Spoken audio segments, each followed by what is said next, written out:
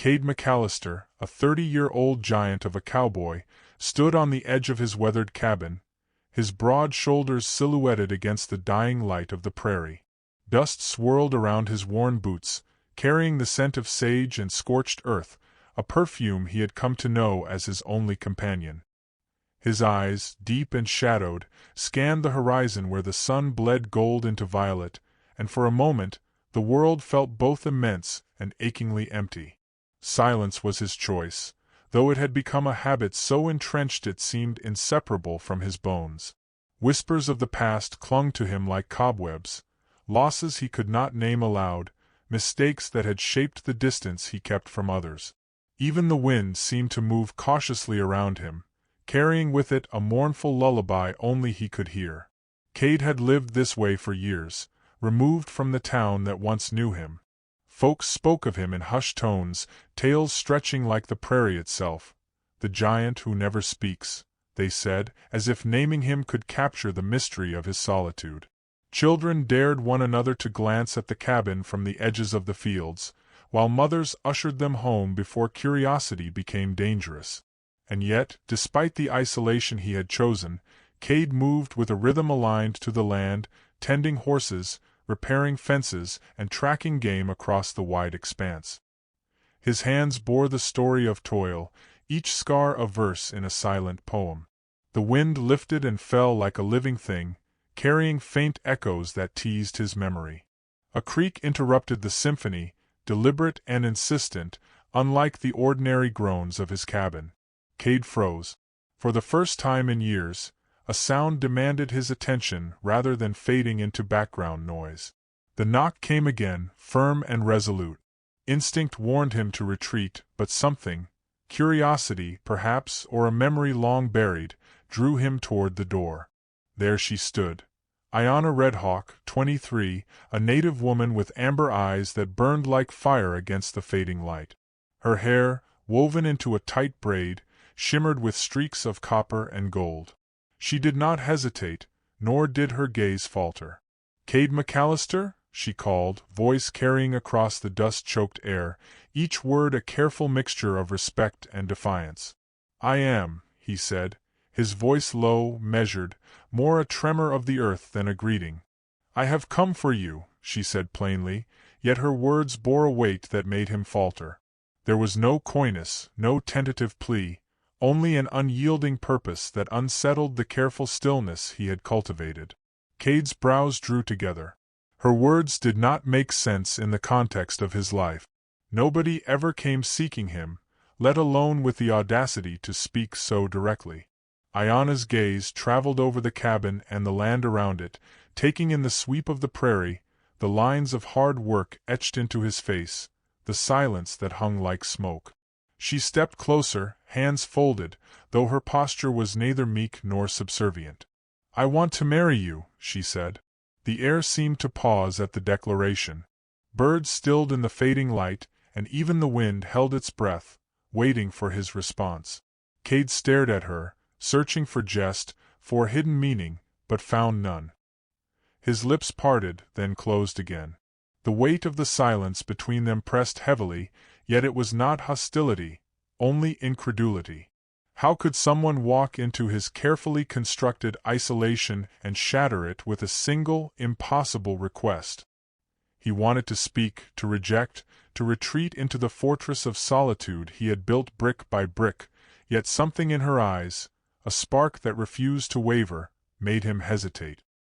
He gestured toward the cabin, wordlessly inviting her inside. The motion was simple, yet it carried more weight than any speech. She stepped past him without a backward glance, the boards of the floor groaning under the certainty of her steps. Cade closed the door behind her, and the outside world receded, leaving only the two of them and the faint scent of wood smoke. Their first days together were a delicate negotiation of presence and distance.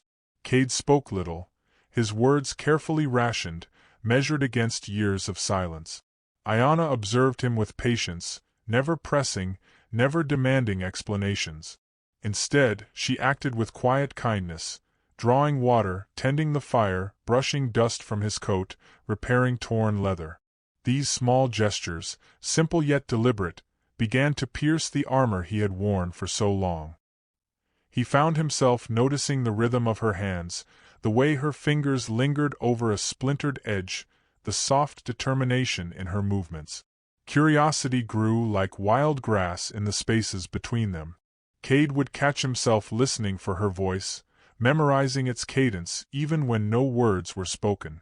Ayanna, in turn, seemed to carry the world in her eyes, alert, attentive, unafraid of the shadows that clung to his past. One evening, as the sun sank low behind the western hills, Cade hummed a lullaby he had not sung in years, a song so private it startled even him. Ayanna paused in her work, listening, her gaze softening. The melody lingered between them like a bridge neither had dared to cross before. The outside world, however, was slow to forget him or forgive. Rumors reached the town like tumbleweed rolling through dust-choked street. People whispered about the girl who dared step into the giant's life, about the man who had refused human contact for so long.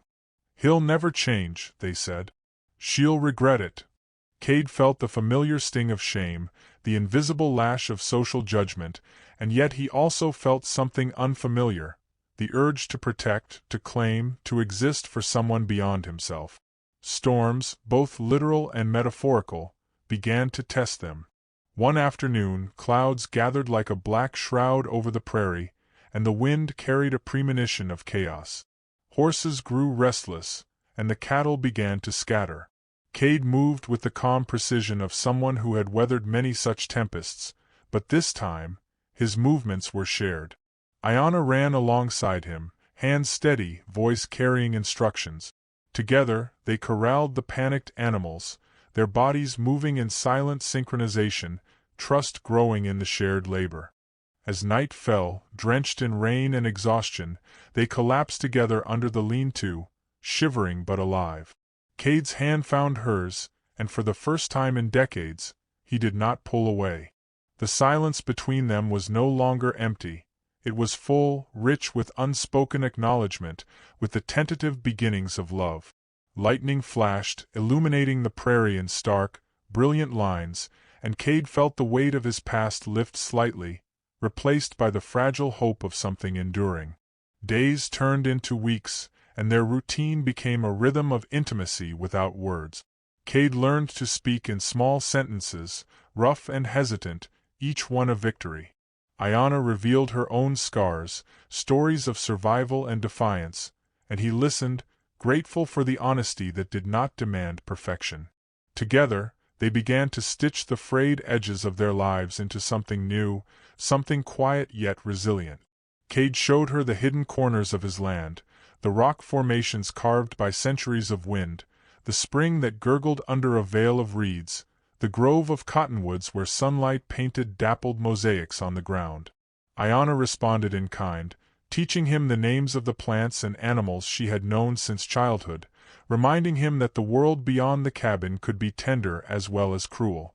Their love grew in gestures rather than words, a cup of coffee left by the fire, a braid carefully undone, the sharing of warmth during cold nights.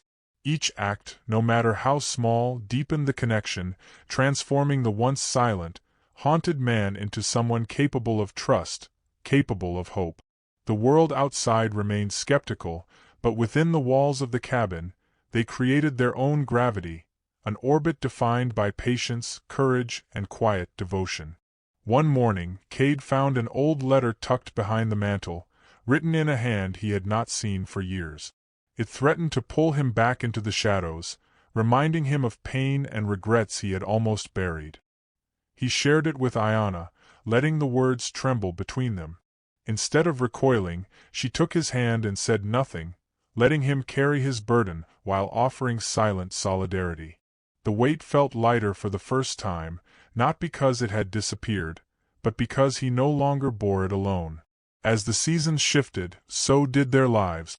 The prairie bloomed with spring's tender green, the wind carried songbirds instead of whispers, and their home became a sanctuary for both love and resilience. Cade no longer feared judgment, for he had learned that courage sometimes means living for someone else, and that vulnerability can be a form of strength. Ayana's presence had taught him that life could be generous, that silence could coexist with laughter, and that trust, once given, could bloom in unexpected ways. By evening, they often sat together atop the ridge, watching the sun dissolve into the horizon, hands intertwined. Cade had come to understand that love was not a single moment of declaration, but a mosaic of gestures, patience, and small acts of grace repeated over time. He glanced at her, amber eyes catching the last rays of light, and realized that the world he had abandoned was no longer frightening, because he had found someone to face it with. And so, the giant and the brave-hearted woman lived in quiet harmony, each day a testament to resilience and trust, each shared glance a promise without words. The prairie stretched before them, vast and untamed, yet no longer lonely. Their story, though still unfolding, whispered a lesson to anyone who might hear it. Courage is measured not in grand gestures alone, but in the willingness to open one's heart, to let the wind carry not just dust, but hope. Sometimes, the loudest voices are the ones that never spoke, but in their silence they found a life worth sharing, a love worth holding, and a future worth embracing.